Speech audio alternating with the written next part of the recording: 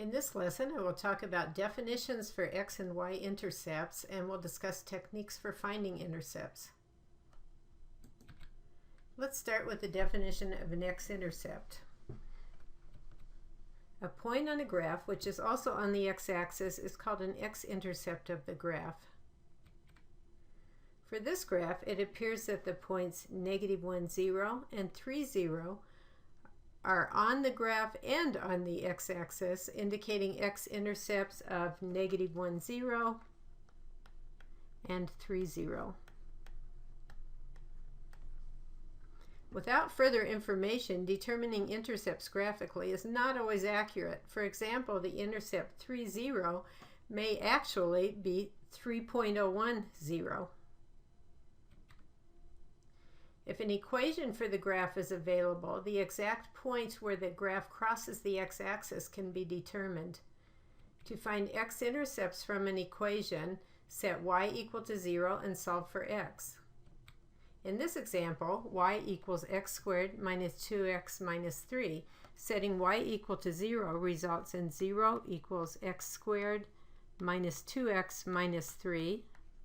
We can factor the right-hand side into x minus 3 times x plus 1. Setting each factor equal to 0 will give us x equals 3 and x equals -1. And if you look at a graph of this equation, you will see that indeed our x-intercepts are at 3, 0 and -1, 0.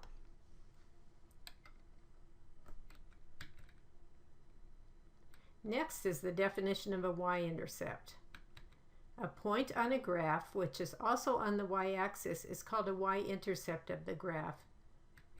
In this graph, it appears that the point 0, -3 is both on the graph and on the y-axis. We say that 0, -3 is a y-intercept.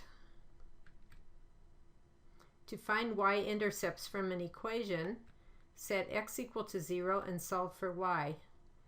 In this example, y equals x squared minus 2x minus 3. Setting x equal to 0 results in y equals 0 squared minus 2 times 0 minus 3, or y equals -3. This is a graph of the equation. Note the y-intercept of 0, -3.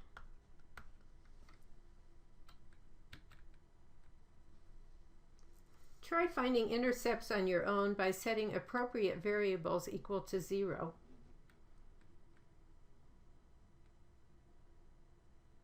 Find both the x and y intercepts of the equation x minus 1 squared plus y plus 2 squared equals 4. For this last example, we will find both x and y intercepts of the graph of 4x squared plus y minus 3 squared equals 4, beginning with x-intercepts. To find x-intercepts, we will set y equal to 0,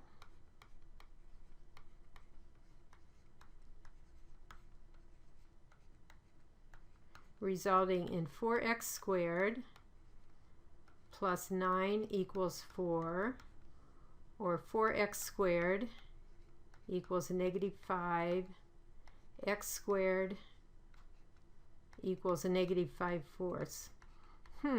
Well, when we're graphing and finding intercepts, we're looking for real numbers, and I can't think of any real numbers where x squared, the number x, could be squared and equal -5/4. So in fact, by looking at this equation a little closer, we can see that there are no x-intercepts.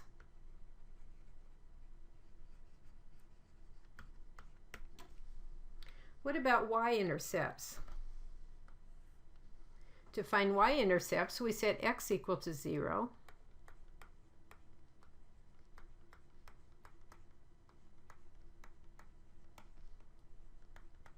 which in this case will give us y squared minus 6y plus 9 equals 4, getting a 0 on the right hand side. The left side will be y squared minus 6y plus 5 equals 0. This equation factors into y minus 5 times y minus 1 equals 0. So we will have y-intercepts at when y is equal to 5 and also when y is equal to 1. The y-intercepts then will be 0, 1, and 0, 5. If we look at a graph of this equation, it's the graph of an ellipse, which we'll study a little bit later in the semester. And the ellipse will look something like this. So you can see that in fact we do not have any x-intercepts, but we have y-intercepts at 0, 1 and at 0, 5.